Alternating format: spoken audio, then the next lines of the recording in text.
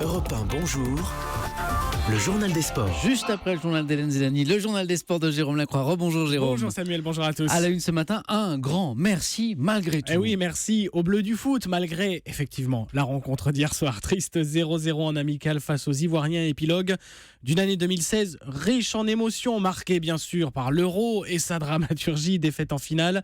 Bilan satisfecit pour Didier Deschamps, le sélectionneur qui a bien noté les 13 victoires de l'année, meilleure totale égalée sur une année civile. La seule défaite que l'on a, c'est le seul match qui pouvait nous donner un titre, mais cette équipe a grandi durant cette année civile et évidemment à travers l'Euro, donc je peux m'appuyer sur du solide et puis après amener quelque chose en plus. Des propos recueillis par Lionel Gougelot pour Europe 1 et prochain rendez-vous avec ses Bleus du foot le 25 mars 2017, Luxembourg-France en éliminatoire du Mondial 2018. Jérôme, votre mot sport du jour. Il y en a plusieurs, fatigué, éreinté, au bout du rouleau, choisissez. Il n'en peut plus, Gaël Monfils, en cette fin de saison, il est éliminé ce matin de l'annuel tournoi final de tennis, le Masters. Deuxième match et deuxième défaite hier à Londres, cette fois face à l'Autrichien Thiem.